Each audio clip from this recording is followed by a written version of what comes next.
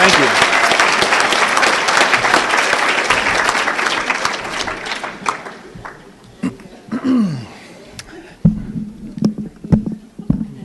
Hey everybody, can you hear me?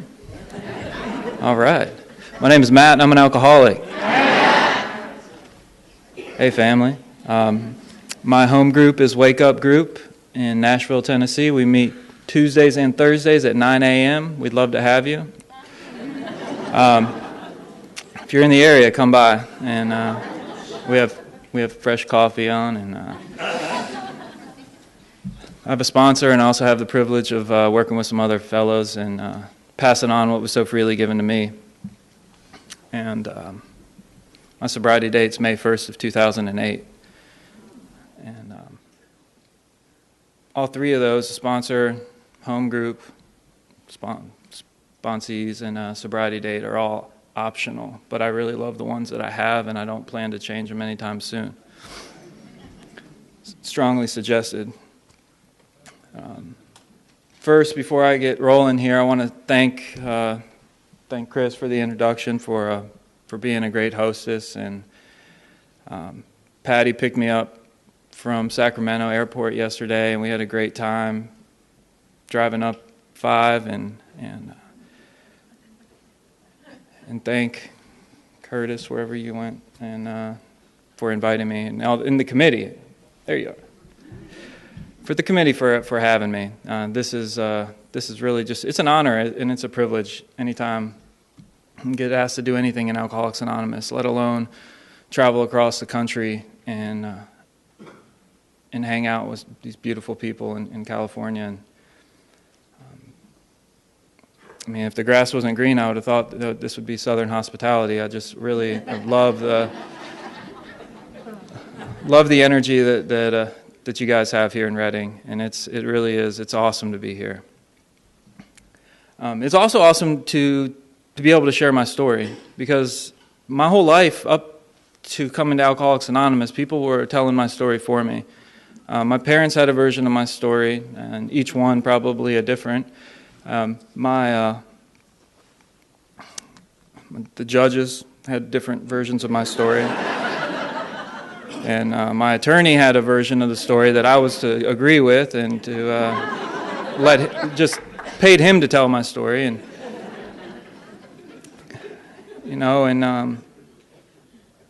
it took a lot of pain and a lot of destruction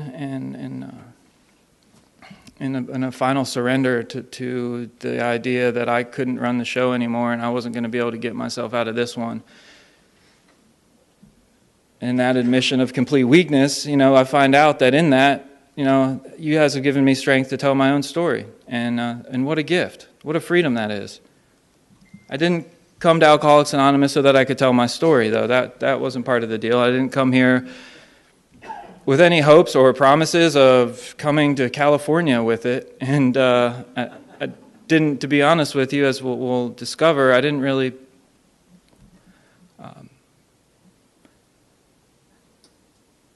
I didn't really come here for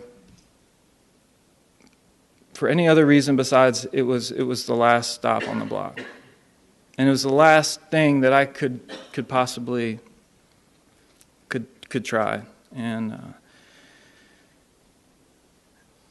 to get started, I have to go back, because I have to tell you that my memories of childhood were.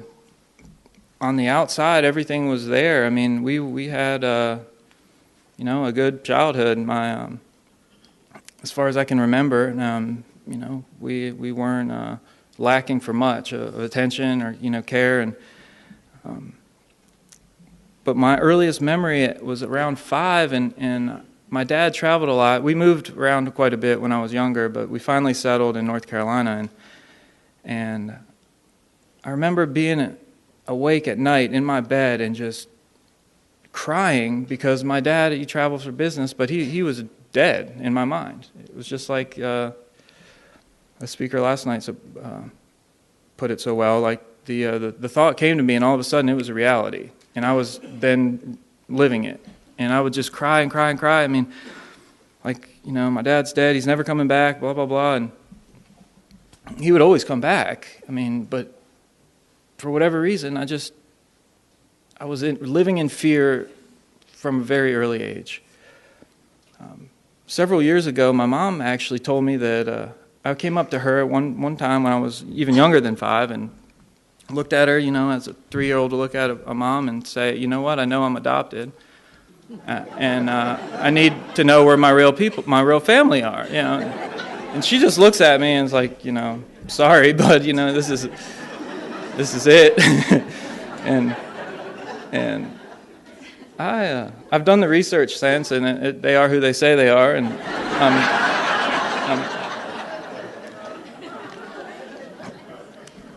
but there was something mentally that was setting me apart from even those who were the closest to me that I had at that point in time, and still to this day, and this mental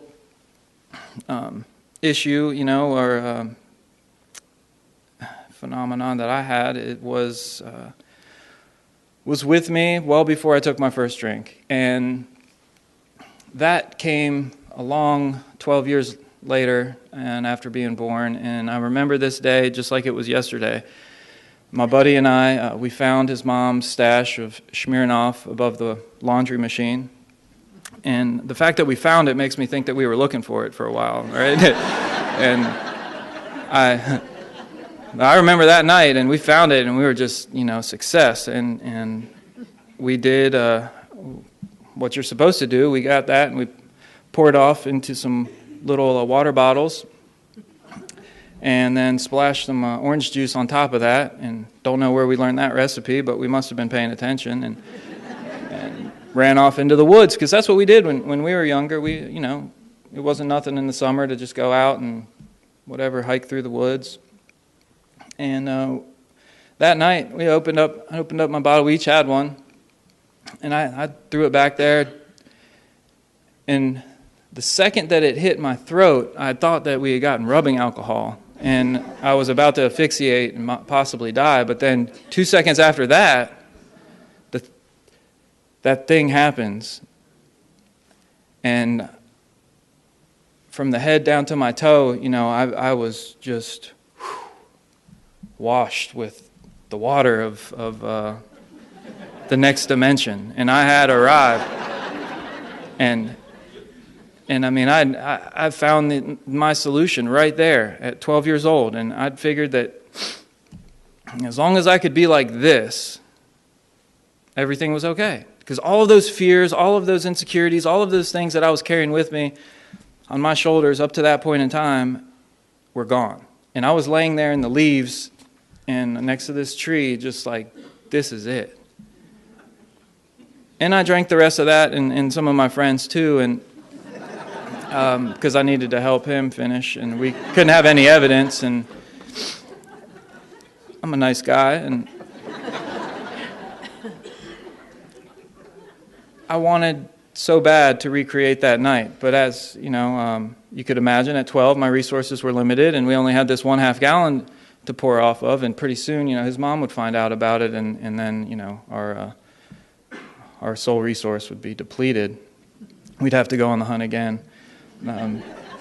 But we were smart, we found different caches of booze. My family had one. They kept their vodka in the freezer, and I found out soon that you can't put water back in it and then in the freezer.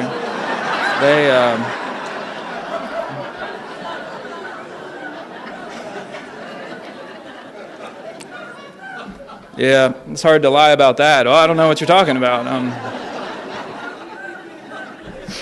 Oh, well. And, so that's how it went. I stole my very first drink, and I would steal my very last one, and a lot in between. And it wouldn't matter. I was the only person, this is only affecting me. That same summer, I was introduced to some other stuff that was passed around a circle, and I never laughed so hard in my whole life, and this was great. I love the effects produced by alcohol. And I love the way that I feel when I'm not me, like I'm not here right now. Always had that difficulty. And so that drink would just let me escape. It would let me check out. And I would later develop a love for traveling once while drinking. And that was very, that's a whole nother talk, but just the places that, you wake up and, it's scary, and it's scary when you wake up passed out in a car when, you get the, oh yeah, what was I doing? I was driving and you don't know, I've had to play detective a lot in my day and just trying to put the pieces of the puzzle together really quick. This was before CSI or any of those other shows, but you're looking around looking for a road sign or a landmark or something like, where was I going? That's a good question, officer. I don't know. I'm just here, taking a nap. It's not normal behavior for 17-year-olds to. As I was growing up, I had a natural gift for sports. Still very athletic, can pick up, a racket after not playing tennis for several years and still be okay. But I had really taken a liking to soccer, and that was my sport. And I had not only had this natural talent, but I'd also started to train and had special coaches, and I was really good. And at one point, around 15, maybe 16, I had interest from Division I schools that were saying, stay on this path and you'll have a full ride. And it was looking good. And I enjoyed playing soccer. But there was also that thing that happened to me when I was 12 years old in the woods. And it would be from that point until, I stopped playing soccer, of course, because, but I was always trying to figure out how I could do both. How I could play competitive soccer, but also be a very competitive and professional alcoholic. And even though I wouldn't have said that I was an alcoholic at this time, because, what's an alcoholic? Well, I'll tell you what my idea of an alcoholic was. That was my grandfather, who would go to the bar, come home, and just, pull the kids and everybody out of the bed and beat the living daylights out of them for no apparent reason. That's an alcoholic. And I'm not an alcoholic. I drink so that I can chill. I drink so that I don't have to beat the crap out of people. And I can't be an alcoholic. So at age around 12 or so, actually, I remember, it didn't take me too long to start getting into some type of trouble, and this was reflected in school. And I don't know what happened, but apparently, I ended up in a psychologist or a psychiatrist, one of those. My first experience, and I remember this guy, after just talking to me for a little bit, and I wasn't even 100% honest with him because you can't be 100% with these people. He's like, yeah.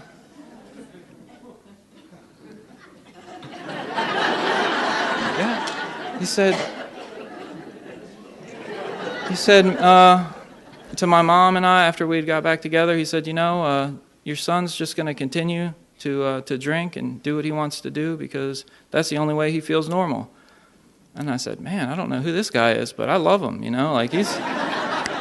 that was permission, right? That's what I heard. I don't know about you heard, but I heard he's going to go and you can't do anything about it. And so I used that card for a while.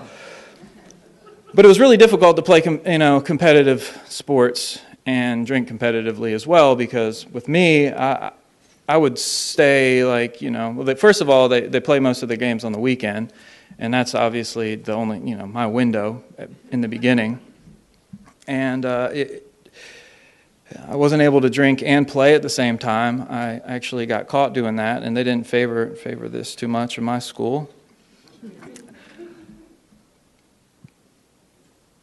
But I had crossed over that line and didn't know it at the time, where I didn't have the choice. And it's a pretty defining moment in my life, because here I was, I had this great opportunity, but yet it no longer had the the effect. It wasn't, there was more for me in that next drink than there was in a full ride scholarship to a school. I mean, that makes sense to me. And so I go on, and I got into some trouble. My first run-in with the law, drinking related, I was 17. My parents, during this time when I was doing really well, was soccer, and they got me a new car. And I got this car, and it's a 2-door coupe, and I have 5 people in it, and we're leaving the pre-party, going to the party, and I'm just gunning it, and I'm listening to the engine purr, and got the windows down, and all of a sudden the stop sign came up a little bit too fast, and I'm flying up over this embankment, coming crashing down, and airbags deployed, smoke, all this stuff, and I'll tell you where my mind was. It was run. But I couldn't get out of the door because the thing was, bent in. And so I did what any person in North Carolina would do, and that's hop out the window like a NASCAR driver and start running down the street. Well, I'm in rural back roads here, and it was really dark. So I got about 25 feet down the street. Couldn't see my hand in front of my face, so I stopped. I turned back and looked around, and I saw my car and the smoke and everything. I didn't think about the 4 people that were riding with me. It's not about, it's always about me. It can't be about them. But I did turn back. By the grace of God, nobody was seriously hurt. And just so happened that another friend was riding with a station wagon with nobody in it. I guess it wasn't as cool as the car I was in. But it sure was at that point in time, because we hopped in there and we went to the party. Well, this was before cell phones, so I had to use the landline at the house we were going to, the party, and I called home, because that's what I do when I get in trouble. I don't know about you, but I said, Mom, you wouldn't believe what happened. Somebody stole my car. Seemed reasonable to me, and unfortunately, she said, I don't think so. The police are here, and we know what happened. She said, you need to be back there at the accident. We're coming. I was like, oh, man. So, obviously I had to put a couple more back and get ready for this experience. And had some friends drive me up there, meet with the officer, 2 officers actually, and they said, son, have you had anything to drink tonight? And just without even skipping a beat, no, officer, I will be honest, I had one after the accident, but I had nothing up to the... He said, son, that's a good answer. And I said, I know it is. I don't know where I came up with that.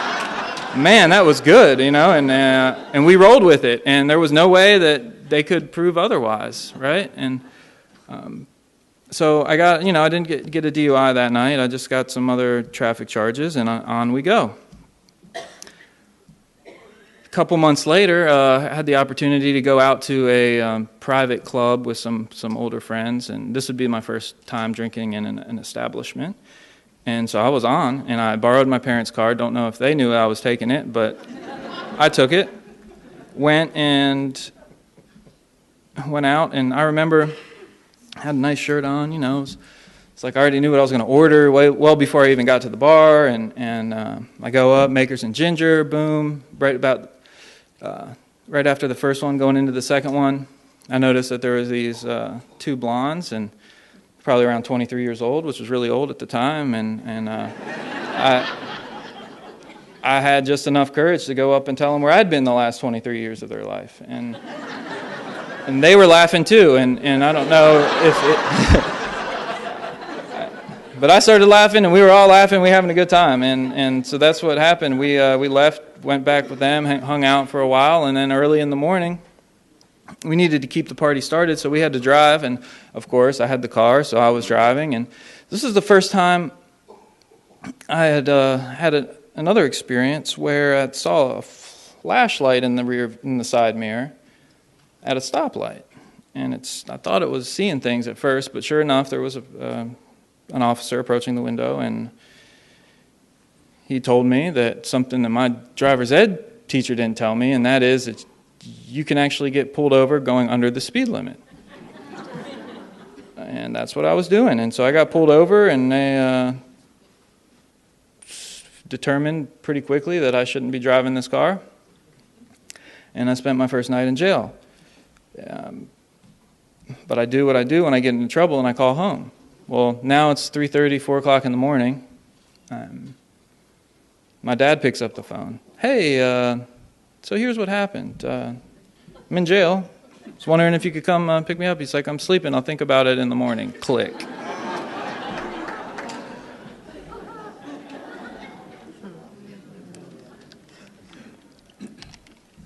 I determined that I did not like jail. Right there. That was not a cool place. And not very comfortable. Did not have any much thread on their thread counts on their sheets or anything like that. It was not the plush lifestyle that I was accustomed to or so desperately seeking. But I got home and I just said, well, this driving thing, is probably going to stop. And well, after you'd had that spree, and within a 2-month period, the state did their job and took my license away. But I just thought that it was just a situation that I had to navigate around, and so that's what I did. And I just continued to do what I was going to do. But as a result of this DUI, I had to go get one of these assessments. And I don't know if they still do them anymore, but it's where you go and it's almost like taking the SAT or something like that for partying, and they ask you a million questions and try to catch you in lies. But remember, I'm smart, so I'm gonna pass the test. And I had this the guy sat across from me, gave me 1,000 questions, and I failed the test apparently, or passed it depending on whose team you're on. But the guy says, you know what, you're gonna have to go to the A&A. And I was like, the A&A? What the heck are you talking about? And hey, man, no way. That's but okay, whatever. I'll do whatever I have to do to get you off my back. I mean, anything. I'm really good at blending in and telling you the right answers.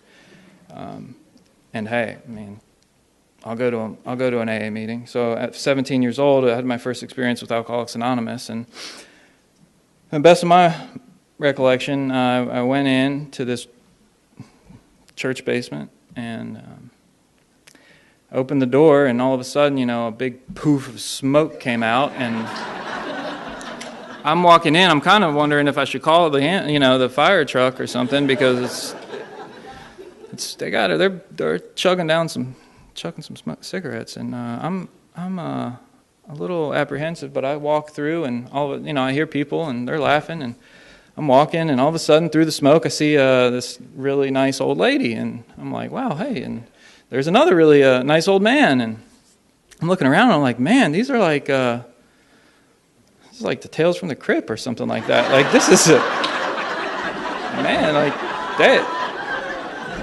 Gosh, like, it's grandma and grandpa are in here, Thank God you guys made it. We were really hoping, but I mean, really old. I mean, like, this might have been for like the first 100 or something, like a couple of them, and it was, oh man, I couldn't wait for that meeting to be over, and I was like, guys, thanks a lot, and they're like, yeah, keep coming back, and I was like, yeah, we'll see you in about 50 years, you just hang in there, and take your medicines and stay off the road, please. No, but seriously, that was my first experience with Alcoholics Anonymous, and there was no way that I was like them. I mean, alcoholics, again, belligerent, drunk,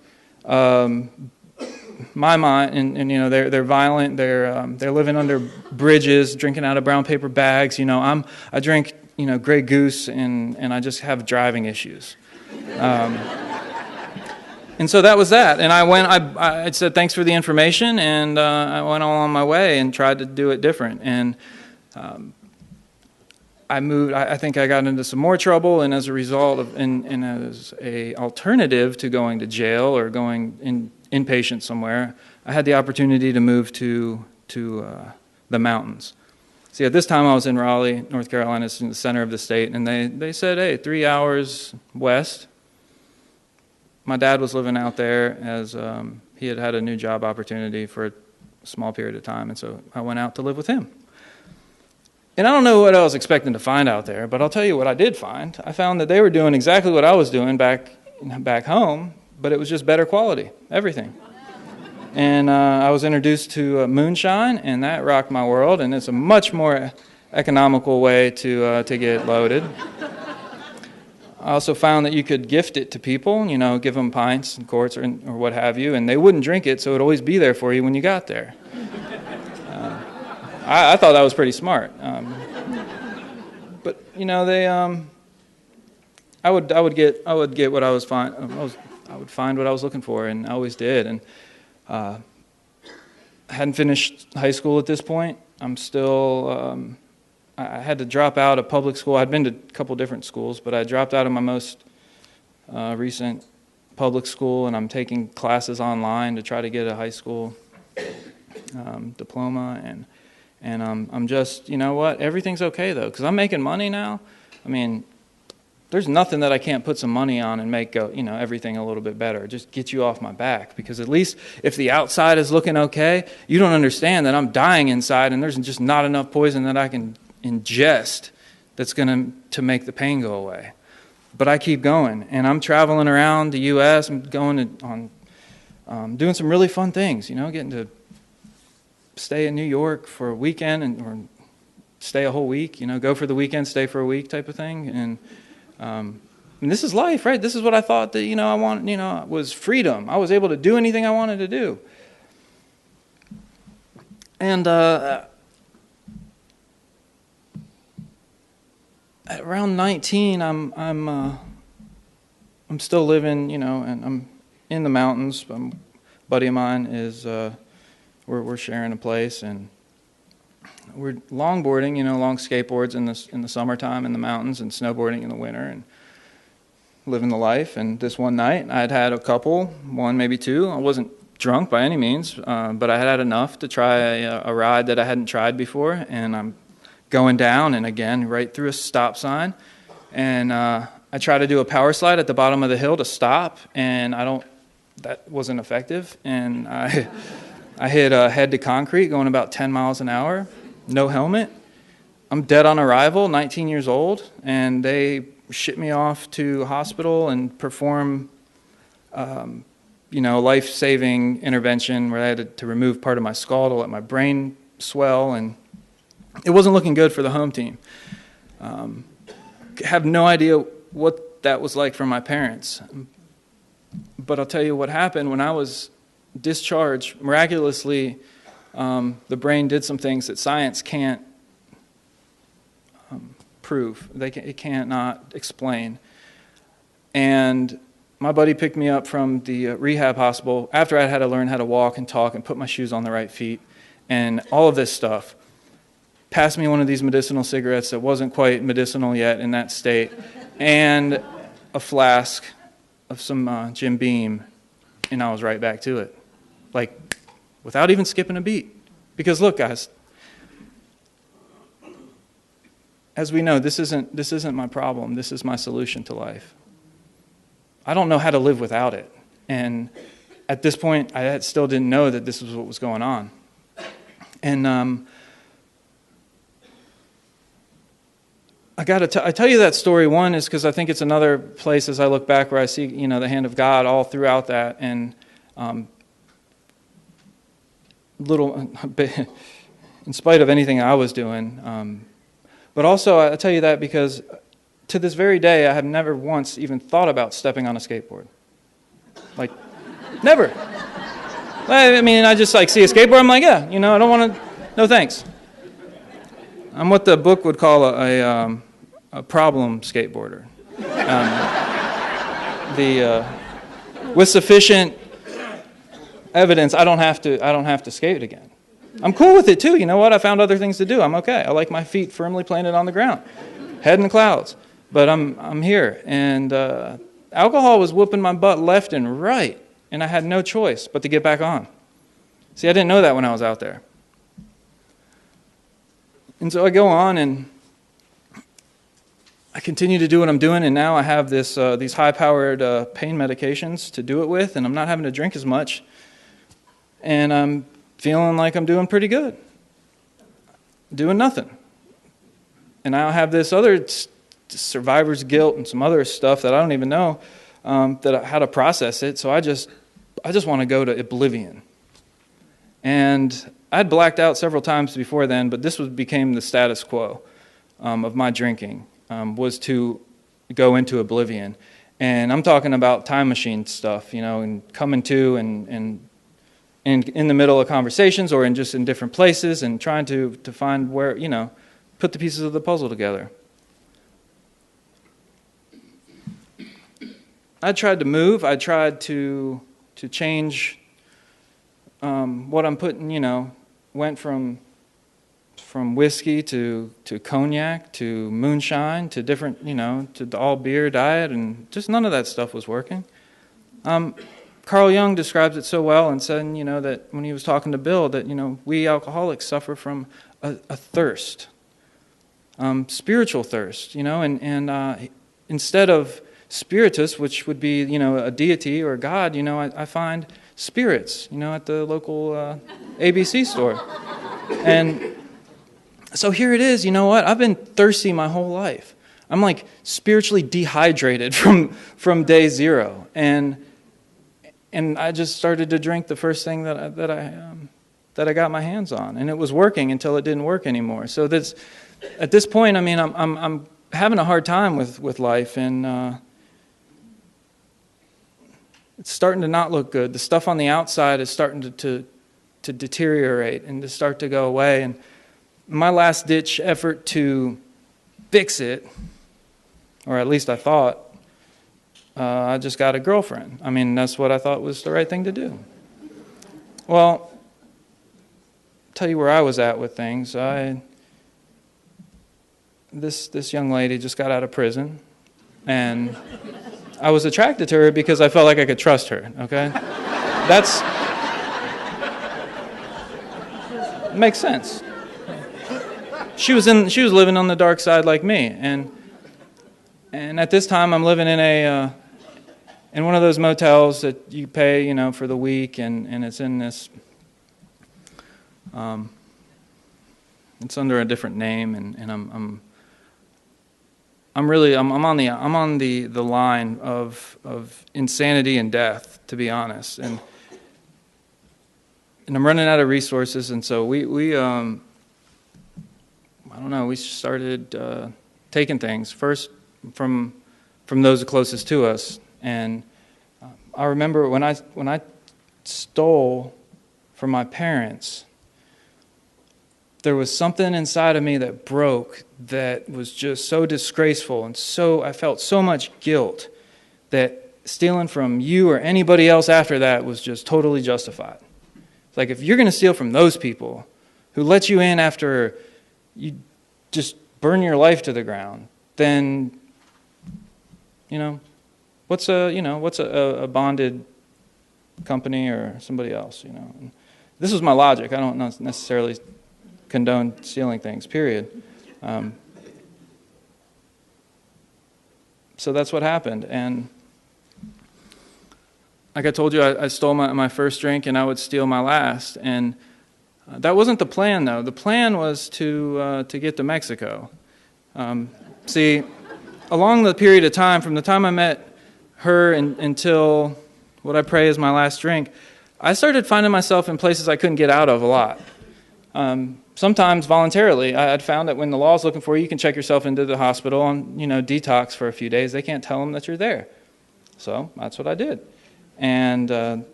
I get to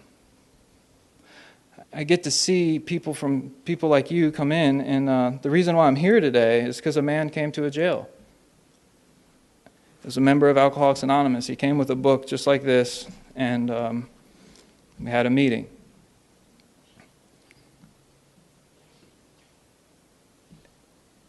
It would take a lot of ins and outs of jails. That doesn't do it for me. Because like I said, I can be separated from alcohol. Okay, everything's, not okay, but everything's, fine, whatever. I'm not drinking, but as soon as I get back out, all those plans that I had, everything that I had said that I'd never do again, was out the window. I get a new plan all of a sudden. Plan change.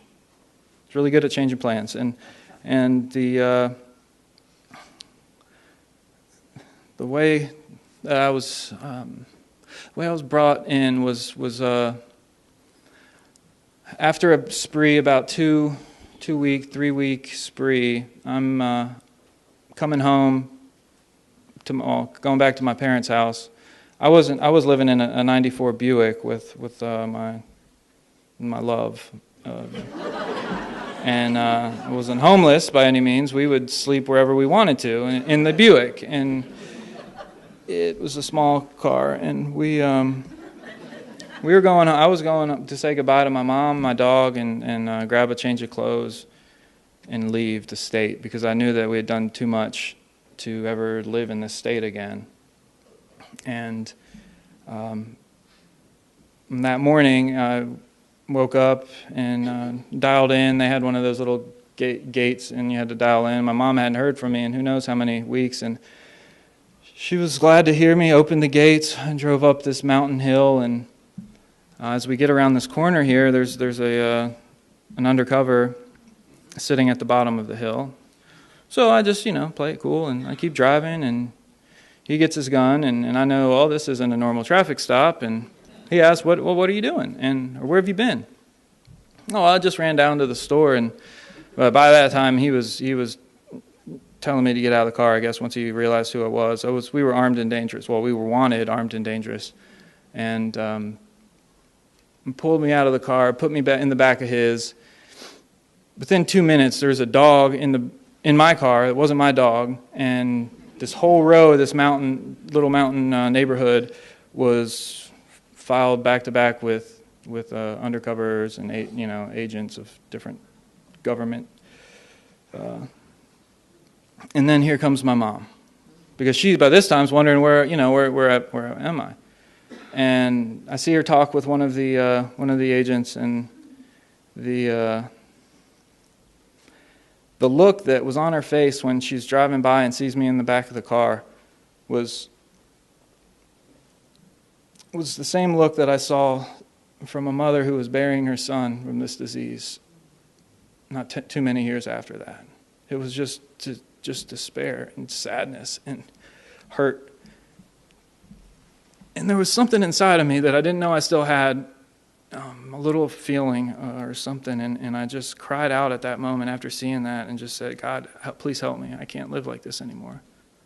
I'm ready to do whatever it takes. And pretty much right after that prayer, I get this memory of those people in Alcoholics Anonymous. I get a memory of you. And I said, all right, if that's it, I'm ready. Let's do it. And I'd love to tell you that I got out on bail that day and got to my home group and, been an active participant ever since, but that didn't happen. It wasn't, but I did find a little bit of peace that day. That's May 1st, 2008. And it wasn't, I'm going to wake up and not drink today. My plan that day was to say goodbye to my mom and my dog, get a pair of clothes, and get gone. Continue to run, because that's what I do best. But I was rescued and taken to a federal detention facility where I would face 929 months for my history. I'm not an underachiever when it comes to anything. And breaking the laws was certainly not an exception. And so at this time, I'm by myself. I don't have anybody to call. I've burned all my bridges. I don't even know. My world has become so small. Literally, it's the size of this table. And everything that I had, I was in an 8x12. And when they would let you, this was, in the beginning, I'm locked up 23 hours, 50 minutes a day. They would allow a 10-minute call But I had nobody to call. I would just get out because I needed to get out, and sat there. And then that man came to a jail. And I don't remember anything that this man said in these meetings of Alcoholics Anonymous. I don't remember a thing. I wish I could tell you differently, but I remember this, that at the end of the meeting, he left, he got on the elevator and he went down to his car or whatever and went home to his family. And I went back to my world, which was again in an 8x12. And so I immediately wanted what he had. Well, it was attraction, he wasn't promoting this, but it was very attractive. And so I kept coming, and there was always a seat there, there was never any judging, and nobody ever there was no qualifying. I ended up, and obviously, I'm here today, I'm not on the run, so don't panic. I was given a tremendous amount of grace, and my parents, who had no reason whatsoever to extend even a hand or a 10-minute phone call, decided to take out a second mortgage on their house and get a lawyer who had his day in court, and instead of a best case of habitual felon with a 7 to 11, I get two 10 to 12 months back to back. So I'm only doing 20 to 24 months. Which is a whole lot better than what was originally thrown. And I'm 23 years old now, and I'm heading to maximum security to process. Not a really fun place to be. Probably some of the scariest days in my early sobriety were moving from facility to facility, because you have to. You have a whole new you have to get the lay of the land and figure out the rules and who's who, and everybody's, it's not a safe place. It's a really dark place. After processing in Max, I was classified in medium, which is a little better. Not as much hostility. And they tell me, you have to go to work or go to school. And I said, well, I need to work, because in my mind, that's just what you do. And they said, nope, you can't go to work. I was like, well, why'd you ask me? This is. And they said, all right, well, what class do you want to take? And they said, you have like a home ec class for cooking, and a horticulture class, and some other carpentry or something, or not carpentry, plumbing, for example. And I said, well, I'd like the cooking class, because I'm hungry by this point. I'm like about, like about 30 days dry. I'm ready to eat. Sorry, that class is full. Why'd you offer it? This is... You must have dealt with the similar... and so, okay, whatever. I've had some experience with closet tomatoes, so let me take the horticulture class. I'm sure I'll teach them something. And so, that's what I took. And it was in that class, I met my first sponsor, and Terry. And I also witnessed something, that was way beyond my comprehension. And it was how we can plant a little seed into the ground, into nice soil, and put some water on it, give it exposure to light. But then there is something that is beyond my understanding and beyond me, my power, that takes it from a seed to a little seedling, and then on to a bush or a tree. And that was my beginning with God, as we understand God, in this beautiful way, because there's nothing that I can do to take it out any faster or any slower than it's supposed to be. And Terry and I, we would sit out on the yard every Sunday, and he would read this book to me. And I would tell, hey, Terry, I can read, if you want me to ever, And he's like, Matt, you need to take the cotton out of your ears and put it in your mouth. And you just do it so politely, and sometimes with a few explicits. But I really needed this, because here I am. I'm beaten to submission, notably, but I'm still coming to class with all the answers. How am I ever going to learn anything? How am I going to pick up the book of Alcoholics Anonymous, which is a textbook, if I already know how to live? I don't know how to live. Obviously, look at where I'm living right now. The state's having to manage my life for me. And I go and I have to swallow, some pride sometimes with talking with Terry, because he's one day, I'm on fire. I'm like 6 months in, right? I'm like, ready to carry the message to third world countries and save them of their alcoholism. And I found something somewhere, and I run over to Terry's building, and I call him, and this is like there's a football game on, I'm sure, and Terry is like, Matt, you know what? I got to tell you something.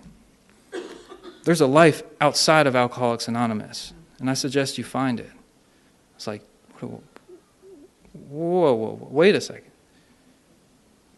And that's all he said, but in my mind, I'm still having this conversation, and what he said was very profound. I take AA into everything I do, but AA is not my life. I didn't get sober to live in a meeting of Alcoholics Anonymous. And so it challenged me to start thinking, but at the same time, I'm still relatively new, still going through the work with Terry, and I really wanted my own book because I was having to borrow one from our group, and I wanted to be able to underline things, like make notes and stuff, and I didn't have one. And Terry said, well, Matt, there's an address in the back of the book. You could write them and see if you get any response. And I said, well, I don't really have much else to do. Might as well give it a try. Get used to writing a lot of letters. And I still get excited when the mail comes, unless it's a bill.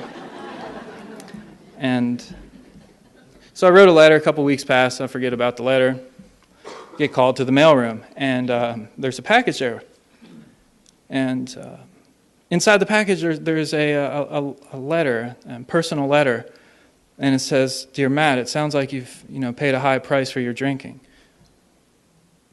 We're so glad you're here. Welcome to Alcoholics Anonymous. Here's a book and some pamphlets. I hope that they find you well and that we meet you soon."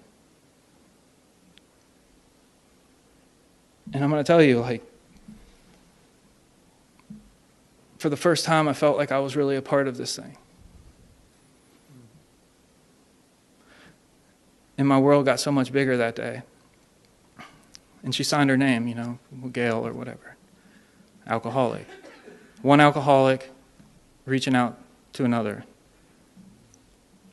And it would be later, in several years later, that I realized what just happened there. And it was a beautiful, beautiful expression of love in the seventh tradition, because there was a group somewhere that put $1 in that basket, and they sent that $1 up to GSO, and GSO was able to give a book to a guy like me whose world was so dark and cold that only a little bit of light could get in, and it got in through Alcoholics Anonymous.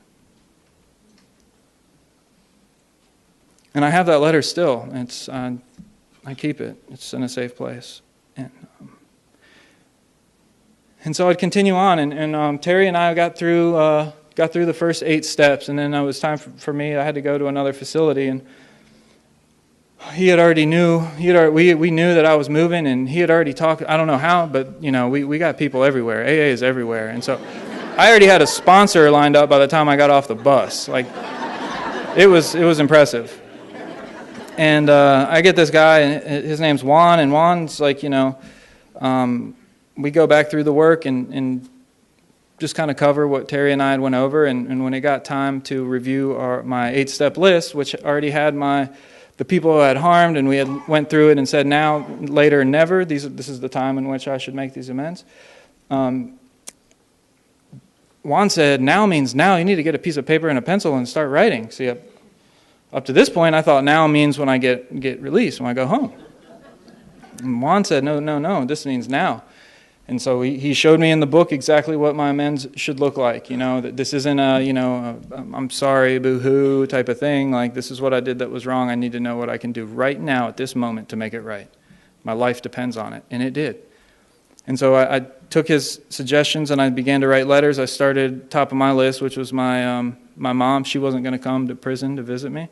And that was perfectly understandable. So I wrote her a letter, and a couple days pass, and I receive a response, and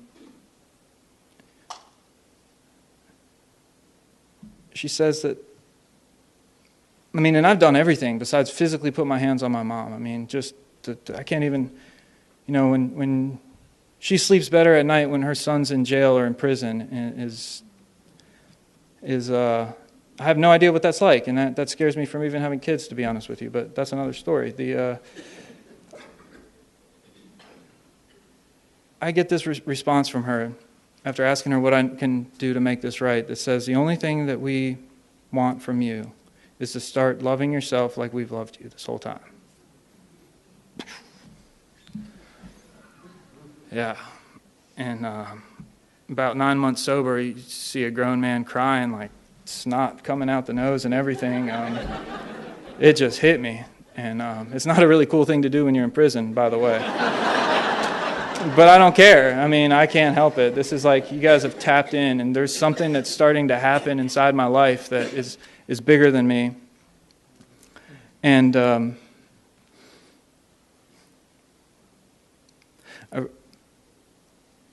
I've also seen that that's my relationship with God today, is that this power is not asking of me more than simply that I try to love myself as much as that power loves me.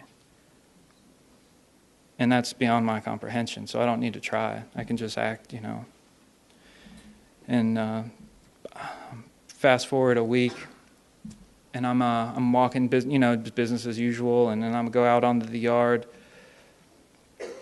and I'm standing at the top of this little hill, looking out as I normally would, and all of a sudden I don't see any gun towers. I don't see any Constantine wire.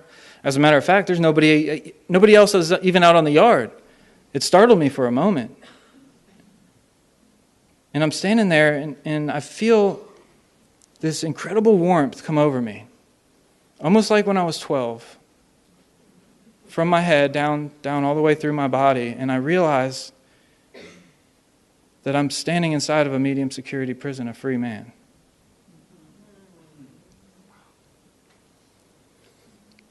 I would also realize that I was doing time well before I was locked up.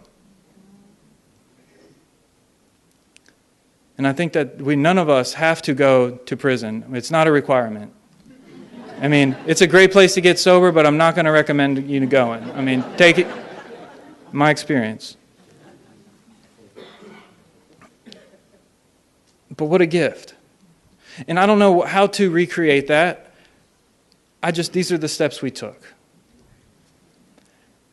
And I walked through the remaining steps with the sponsor, and things started to happen.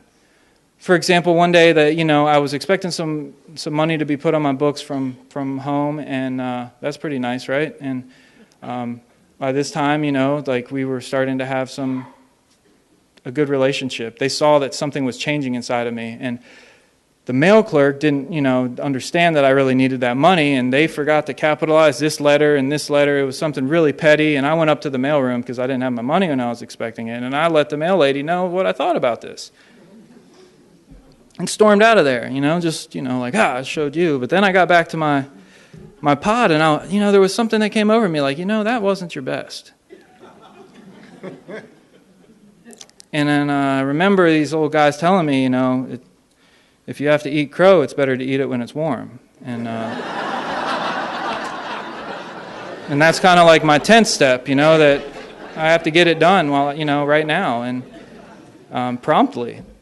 And so I promptly took my tail up there and startled her at first, because I think she thought I was going to, do something crazy, like out and back, she got in a pose ready to knock me out, and I was like, hey, wait, I was wrong. That was I could have handled myself a lot better. I apologize, and that shocked her too. That doesn't happen, and it did, thanks to Alcoholics Anonymous. I'm starting to live the 10th step before I'm even formally going through it with the sponsor. And I had the opportunity to work with other guys too, and sponsor other guys while still in prison.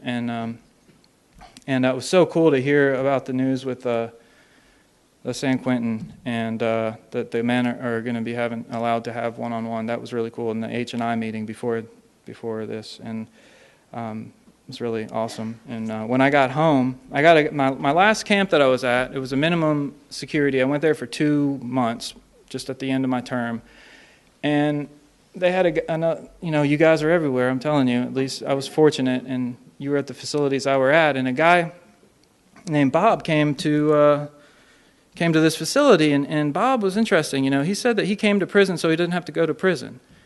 I'm like, interesting. Like, that doesn't make any sense, Bob. Do you realize that, right?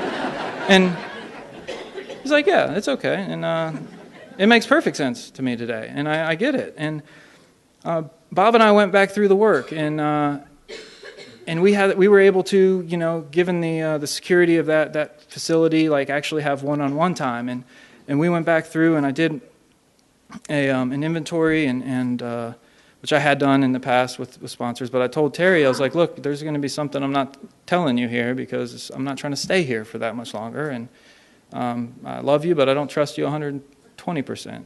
And he understood that. But I got through this, and it's getting ready to go home. I'm getting ready to come up for my release date, and Bob says that he knew a guy, that knew a guy in Tennessee, and I was just thrilled because they have AA in Tennessee. At this time, my dad had taken a new job in Tennessee. So my mom and him had moved to Tennessee, and that was my home plan. He had also been diagnosed with a very rare and aggressive form of cancer and was given 18 months to live, and that was at the beginning of my time. So meanwhile, he's going through this. But I was given the tremendous grace to be able to have time with him. He came to the prison, and I was able to do my amends just in the event. And he, like my mom, gave me full, just was full absolution. You're doing what's right, and didn't ask for a dime back.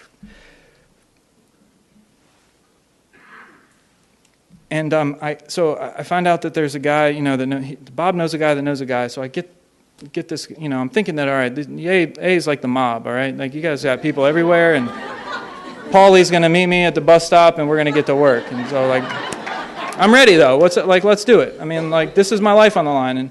And Paulie ended up being Scott. His name's Scott, and Scott is my sponsor today, actually, and it's kind of beautiful the way that that's all worked out. Not in my time, because I wanted him as a sponsor right there, but he wasn't, it just didn't work that way. But he is today, and he's just such a beautiful man. He's taught me so much, and I'm still very close with Bob and in North Carolina. And Bob was kind of still like my temporary sponsor when I moved to Tennessee, and I had a lot of questions, like, well, what am I supposed to do now? And still pretty afraid. And I'll be honest. I mean, I'm just about to be 2 years sober at the time, and was ready to do, what do I need to do? Let's get to work. I mean, there's no doubt that starting this way of life inside of prison is tremendously set me in a better place to get to work once I hit the ground. That's all I wanted to do when I got home. I wanted to get to a meeting that day. I didn't care about the steak, about getting laid, about, big beds with cushy pillows. Yeah, all of that stuff would come. But I needed to get to a meeting. That was primary goal numero uno. And I was so culture shocked when I went into my first meeting. Like, and I had like one of these stutters and stuff. And, just to be able to like go to the bathroom when I wanted, or going in and out of the meeting, it was just freaking me out. And but I showed up, and you guys welcomed me. And I came to a group right down the road from where my parents were living. It's a noon meeting in Hendersonville, Tennessee, and I showed up, and I said, my name's Matt, I'm an alcoholic, and I just got out of prison. And they were welcoming me. I thought they were going to kick me out, but you guys said, welcome, we're glad you're here. And I